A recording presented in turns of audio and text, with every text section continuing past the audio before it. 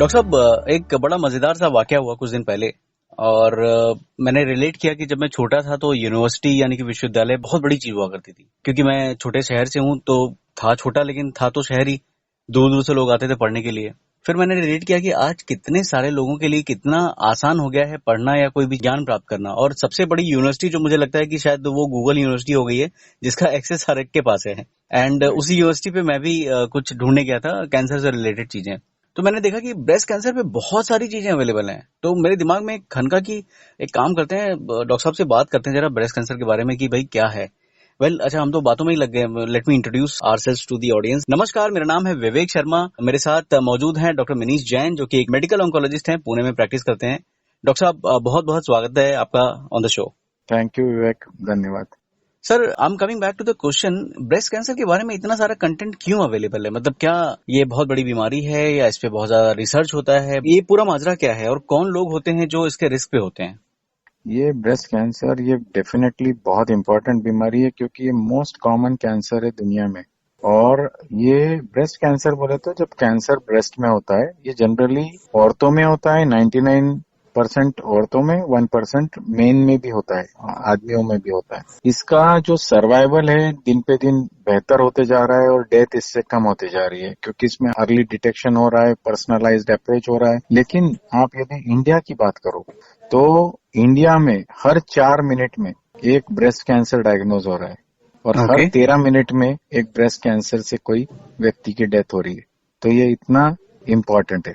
ये generally advance stage में पाया जाता है। 28 में से एक औरतों में ये कैंसर होने की पॉसिबिलिटी होती है इंडिया में ओवरऑल। जो शहर में है इसमें 18 में से एक, और जो रूरल एरियाज में 70 में से एक, ऐसा उसका रेशियो है। अमेरिका में 8 में से एक, यूके में 10 में से एक लोगों को ये ब्रेस्ट कैंसर होना है लाइफ टाइम में। जनरली हमारे देश में ये कैंसर बहुत अर्ली स्टेज में पाया जाता है, 40 में 50 में, जो कि दुनिया से 10 साल कम उम्र में पाया जाता है इंडिया में। और इंडिया में एक और बात जो इसकी डेंजरस है या खराब है यूं समझ लो, हमारे यहाँ ट्रिपल नेगेटिव ब्रेस्ट कैंसर ज्यादा पाया जाता है। 50% लोग, यदि आपने कैंसर रजिस्ट्री देखा तो 50% लोग ये 3rd स्टेज में और 15 से 20% लोग स्टेज 4 में हमारे देश में आते, क्योंकि ब्रेस्ट के बारे में लोग बात ही नहीं करना चाहते, ना वो जल्दी से बताना चाहते कि ब्रेस्ट में कुछ है, ना वो इन्वेस्टिगेशंस करते हैं, ना स्क्रीनिंग करते हैं। इसीलिए इंडिया में इसके प्रोग्नोसिस बहुत पुअर होती, क्योंकि एडवांस स्टेज में जब कैंसर आएंगी तो उसका आउटकम तो बुरा ही होना है। जब आप स्टेज 1 में आओगे तो आपकी क्यूरेबिलिटी 75 से 90% है, और जब आप स्टेज 4 में आओगे तो 5 से 15% रह जाती है। तो यदि आप डायग्नोज ही लेट हो रहे हो तो उसमें आउटकम पूरा होना ही है। और मुश्किल बात है क्या होती है कि यदि कोई 30 साल की उम्र में अपना जीवन शुरुआत कर रहा है और उस वक्त में उसको ब्रेस्ट कैंसर हो जाए, तो बहुत म्यूटिलेटिंग और बहुत फ्रस्ट्रेटिंग और बहुत तकलीफदायक स्थिति में वो व्यक्ति हो जाता है। ये जनरली इसलिए बढ़ रहा है क्योंकि आजकल हम देख रहे हैं, हमारी स्टडी चल रही है, उसमें 30% लोग ओवरवेट आ रहे, 30% लोग ओबेज आ रहे, यानी 60% लोग तो ये कैटेगरी में आ रहे आज की डेट में अर्बन पॉपुलेशन में, यानी इंक्रीज वेट, जो कि एक बहुत कॉमन कॉज है कैंसर का। दूसरा है लैक ऑफ एक्सरसाइज, टाइम ही नहीं है, काम इतना ज्यादा हो गया है तो हमको अपने लिए समय नहीं है। और फिर हमारे पास सारी मशीनरीज है तो हम चलते फिरते हिलते डुलते तो है ही नहीं। हार्मोन रिप्लेसमेंट थेरेपीज बहुत कॉमन हो गई है, ओरल कॉन्ट्रासेप्टिव पिल्स या जिसको हम बोलते हैं कि बर्थ कंट्रोल पिल्स जी, वो ज्यादा यूज हो रही है। स्ट्रेस बहुत ज्यादा है, लेट नाइट वर्क्स हो गए, स्मोकिंग, अल्कोहल, इसका सब बढ़ रहा है। जो हम खा रहे हैं उसमें से गड़बड़ है, तो इस तरह से काफी गड़बड़ है। प्लस कोविड के कारण भी बहुत लोगों की लाइफ डिस्टर्ब हुई है। और यदि आपने 12 हफ्ते का जो कोविड का समय था, जिस वक्त में पूरा लॉकडाउन था, तभी करीब 50,000 से ज्यादा सर्जरीज डिले हो गई थी। तो उससे भी अपस्टेजिंग होता है।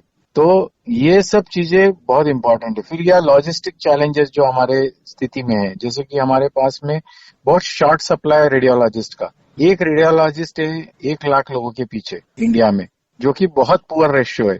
तो आपको उसके कारण भी जो स्क्रीनिंग है, यानी मैमोग्राफी कराना है, उतने सेंटर्स नहीं है, तो अवेयरनेस नहीं है, ना हम लोगों को उतनी जागरूकता दे पा रहे, हम कैंसर को हमेशा एडवांस स्टेज में डिटेक्ट कर रहे हैं। जो ट्रीटेबल कैंसर है, जो क्यूरेबल कैंसर है, वो लेट स्टेज में आके इनक्यूरेबल बन जा रहा है। और इसको बहुत सिंपल, आपके पास मैमोग्राम नहीं है तो आप सोनोग्राफी से भी डायग्नोस कर सकते हो। क्लिनिकल ब्रेस्ट एग्जामिनेशन यानी सिर्फ हाथ लगाने से भी सर्जन या हम पेशेंट्स को भी या लोगों को भी समझा सकते हैं कि अपने ब्रेस्ट को कैसे एग्जामिन करना है, सेल्फ ब्रेस्ट एग्जामिनेशन। तो ये बहुत सिंपल सिंपल चीजें है, लेकिन हम ये अवेयरनेस देने के लिए भी हमारे पास में ना उतनी सुविधा है और ना लोगों को उतनी जागरूकता रखनी है। तो ऐसे बहुत सारे कारण है, दोनों साइड में कारण है, डॉक्टर्स के साइड में, इंस्टीट्यूट्स के साइड में, गवर्नमेंट के साइड में और लोगों के साइड में। लोग यदि अवेयर होना चाहते हैं तो आपने जैसे बोला गूगल पे सब चीजें अवेलेबल है, लेकिन कोई पढ़ना ही नहीं चाहता।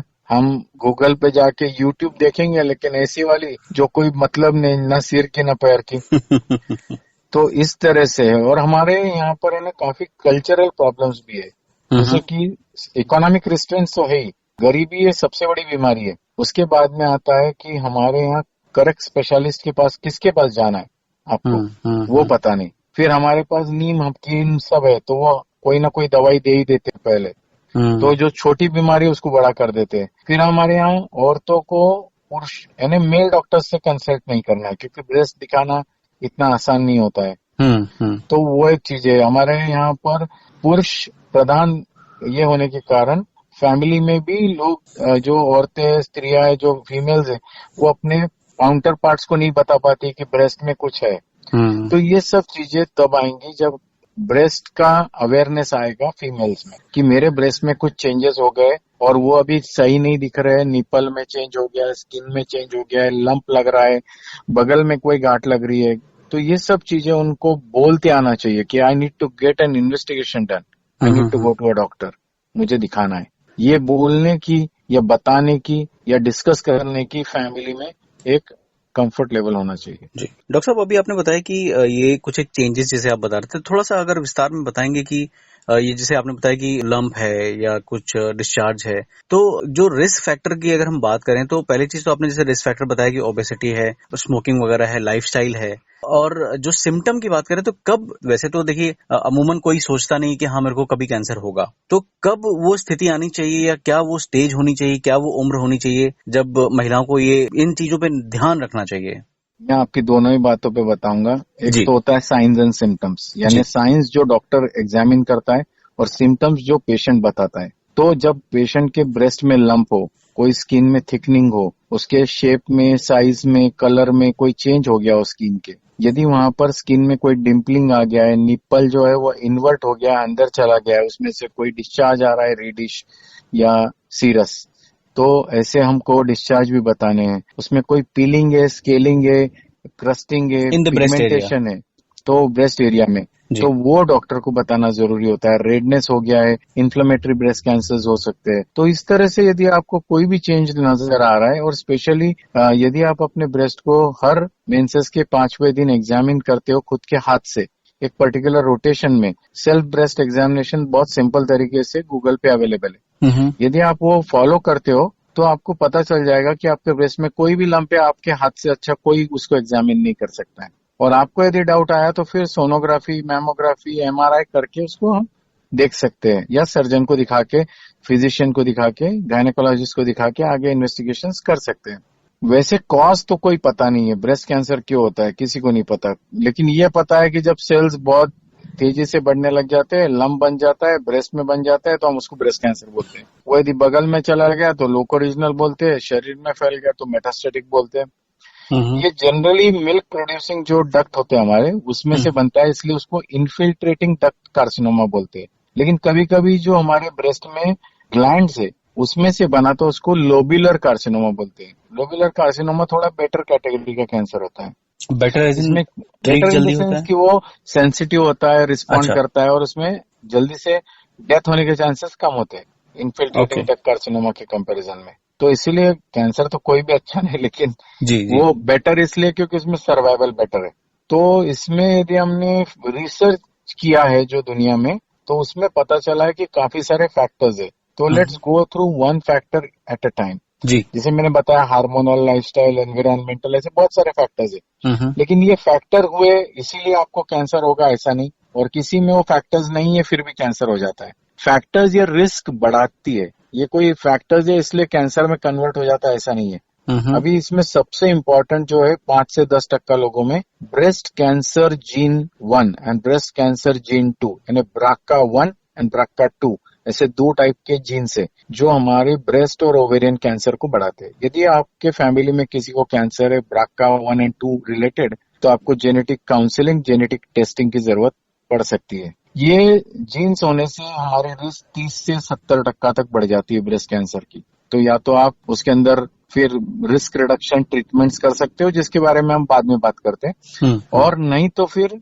आपको जो दूसरे रिस्क फैक्टर्स हो सकते हैं या इनहेरिटेड तो 5 या 10% लोगों में ही होते हैं। सबसे इम्पोर्टेंट रिस्क फैक्टर है बीइंग फीमेल। यदि पुरुषों के कंपैरिजन में 99 फीमेल्स 1 मेल ऐसा उसका रेशियो है ब्रेस्ट कैंसर का। दूसरा होता है इंक्रीजिंग एज, आपकी उम्र जैसे जैसे बढ़ रही है कैंसर रिस्क बढ़ रही है। यदि आपको कोई ब्रेस्ट कंडीशन है जैसे lobular carcinoma in situ, hyperplasia of breast, तो ये भी आपके ब्रेस्ट कैंसर रिस्क बढ़ा रहा है। आपकी कोई पहले ब्रेस्ट कैंसर की हिस्ट्री है तो आपको दूसरे ब्रेस्ट में होने के चांसेस बढ़ जाते हैं। आपके फैमिली में किसी को कैंसर है, मदर, सिस्टर, डॉटर, तो उसमें आपकी ब्रेस्ट कैंसर रिस्क बढ़ रही है। यदि उनमें BRCA जीन्स पॉजिटिव आए तो आपके BRCA जीन्स होने के चांसेस बढ़ रहे हैं। आपको यदि रेडिएशन एक्सपोजर हुआ है चेस्ट को पहले कोई रीजन से, कि कोई पहले दूसरा हॉजकिंस बीमारी था उसमें रेडिएशन हुआ है, तो उससे ब्रेस्ट कैंसर रिस्क बढ़ती है। आप ओबेज हो, आपका वजन ज्यादा है, तो आपकी रिस्क बढ़ रही है। आपके मेंसेस यदि 12 साल से पहले शुरू हो गए, या आपके मेनोपॉज लेट एज में आ रही है, तो उससे ब्रेस्ट कैंसर रिस्क बढ़ रही है। आपने अपना पहला बच्चा 30 साल के बाद में जन्मा है, तो उससे भी आपकी ब्रेस्ट कैंसर रिस्क बढ़ रही है। यदि आप कभी प्रेग्नेंट ही नहीं हुए, आपने कभी ब्रेस्ट फीडिंग ही नहीं करा है, उससे आपकी ब्रेस्ट कैंसर रिस्क बढ़ रही है। आपने पोस्ट मेनोपॉजल स्टेट में जब मेंसेस चली गई और आपने HRT ली यानी ईस्ट्रोजन प्रोजेस्टेरोन कॉम्बिनेशन, तो उससे आपकी ब्रेस्ट कैंसर रिस्क बढ़ रही है। आप अल्कोहल ले रहे हो, स्मोकिंग कर रहे हो, तो ये ब्रेस्ट कैंसर रिस्क बढ़ा रहा है। तो ऐसे कई कारण है जो रिस्क बढ़ा रहे हैं, और जैसे ये रिस्क बढ़ा रहे हैं तो आप इसको प्रिवेंट भी कर सकते हो। यदि आपको ब्रेस्ट कैंसर को रोकना है, आपके पास में आप एवरेज रिस्क हो, आपके पास BRCA जीन्स नहीं है, तो आपको क्या करना चाहिए? एक तो आपको स्क्रीनिंग की तरफ ध्यान देना है ताकि आप कैंसर को जल्दी डिटेक्ट कर लो। यदि हुआ तो आप स्क्रीनिंग कराओ, आप सेल्फ ब्रेस्ट एग्जामिनेशन करो। आप यदि अल्कोहल ले रहे हो तो उसको बंद करो, एक्सरसाइज करना शुरू करो। आप पोस्ट मेनोपॉजल स्टेट में जाके हार्मोनल ट्रीटमेंट्स अवॉइड कर सकते हो तो करो। आप हेल्दी वेट पे बने रहो, आप हेल्दी डाइट लो, यानी आप ये nuts, fruits, vegetables, whole grains, legumes जो भी आप ले रहे हो, आप वो एक सही मात्रा में समझ के लोगे, तो ये खाने से भी आप कैंसर रिस्क कम कर रहे हो, फ्रूट्स खाने से, वेजिटेबल्स खाने से। और यदि आपको BRCA जीन्स पॉजिटिव है तो आप कुछ मेडिकेशंस ले सकते हो। तो इस तरह से आप अपनी रिस्क सोच समझ के कम कर सकते हो। लेकिन इसके कुछ मायने होते हैं। जब BRCA पॉजिटिव आ जाता है तो ऐसे कई सारी चीजें दिमाग में आ जाती है कि कैंसर होगा तो किससे बताए, कैसे शेयर करे, फैमिली से क्या शेयर करे, कई सारे सवाल होते हैं। वो हम एक अलग सवाल और उसका जवाब हो सकता है, तो वो एक अलग चीज है। लेकिन ये सब चीजें हम कर सकते हैं प्रिवेंशन के लिए भी। तो आप रिस्क फैक्टर ही अवॉइड करो, और यदि हो जाए तो भी डरो नहीं, क्योंकि जरूरी नहीं है आपके पास रिस्क फैक्टर आया तो आपको कैंसर कन्वर्ट हो ही जाएगा। करेक्ट। डॉक्टर साहब, अभी आपने ना कैंसर में मोर्टेलिटी की बात करी, तो ये जो ब्रेस्ट कैंसर है, क्योंकि मैंने कई जगह देखा है लिखा हुआ, कई सारे संस्थान हैं उनकी बसेस में भी लिखा रहता है कि cancer can be cured if detected early. तो क्या क्योरेबिलिटी की और मोर्टेलिटी की अगर हम बात करें ब्रेस्ट कैंसर में, तो उसका ये माजरा क्या है उसका? जैसे मैंने बताया कि देखो मोर्टेलिटी लिंक्ड है। अभी हर 13 मिनट में एक व्यक्ति की डेथ हो रही है ब्रेस्ट कैंसर से जी। इंडिया में हर 4 मिनट में एक ब्रेस्ट कैंसर डिटेक्ट हो रहा है। इसका मतलब क्या है कि ब्रेस्ट कैंसर डिटेक्ट भी हो रहा है और उससे डेथ भी हो रही है। ये डेथ रोकने का तरीका क्या है? ये डेथ रोकने का सबसे बढ़िया तरीका है कि उसको एक तो होने मत दो, ये सबसे बढ़िया तरीका। यदि हो गया तो अर्ली स्टेज में डिटेक्ट करो, ये दूसरा बढ़िया तरीका। आप उसको लेट स्टेज में डिटेक्ट कर रहे हो, आप उसको बढ़ने दे रहे हो, स्किन फटने तक रुक रहे हो, तो दिस इज नॉट गुड। आप स्टेज 3, स्टेज 4 में यदि कैंसर को लेके आओगे, देखो ब्रेस्ट कैंसर कोई एक दिन में बनता नहीं है। जब वो 1 सेंटीमीटर की गांठ बनती है तो वो आपके शरीर में 30 बार डबल हो चुका है। यानी आप एक सेल को 2, 2 को 4, 4 को 8 ऐसा करके जब डबल करोगे तो 1 सेंटीमीटर बनता है, वो 30 बार डबलिंग करने पे, जो कि 50 करोड़ से ज्यादा सेल्स होती है एक जगह पे। हम्म। वो 6 से 17 साल आपके शरीर में रहने की चांसेस है, 6 to ओहो। 17 years to become 1 centimeter. Hmm. But the doubling, supposing it is doubling at 17 days or 30 days or 280 days, तो वो उतने ही दिनों में फिर से डबल कर रहा है अपने आप को।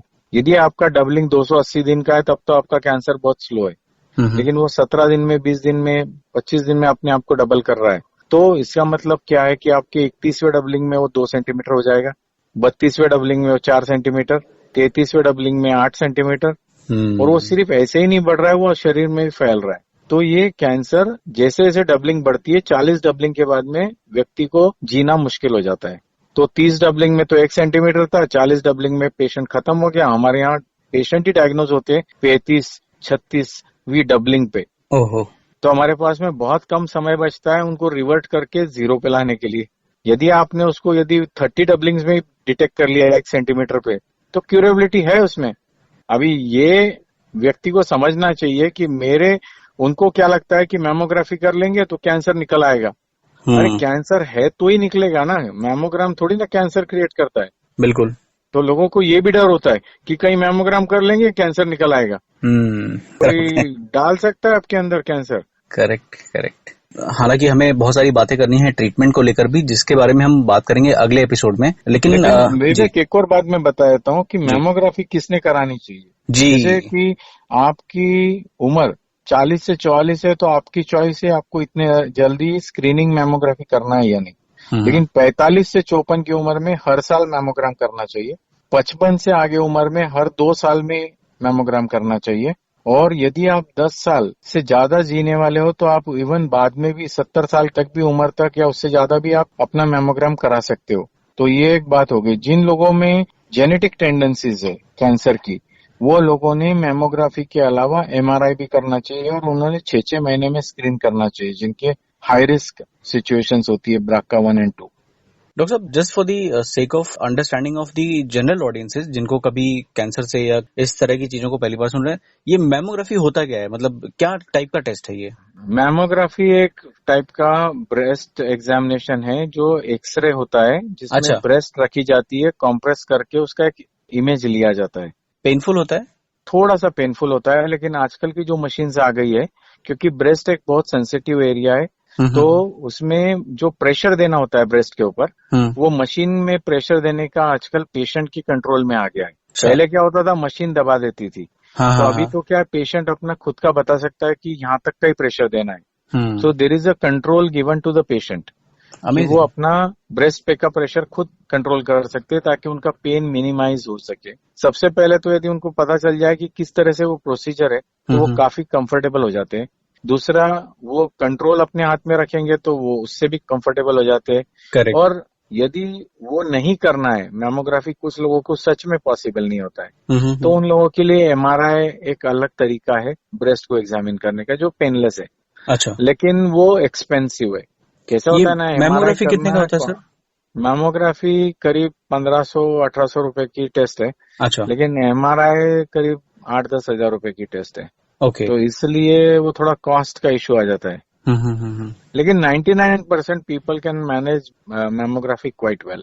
सो हम्म। इतना कुछ परेशानी नहीं है। 100 में से एक आध व्यक्ति का टॉलरेंस बहुत कम होता है पेन का। हम्म। 90% लोगों को तो कोई दिक्कत नहीं होती है। 9% लोग समझ लो बचे हुए जो थोड़ा बहुत मैनेज करके कर लेते हैं, 1% कैन नॉट मैनेज। तो उन लोगों को फिर हम लोगों को सजेस्ट करना पड़ता है एमआरआई करा लो ब्रेस्ट का। और सब जगह होती है सर मैमोग्राफी, मतलब?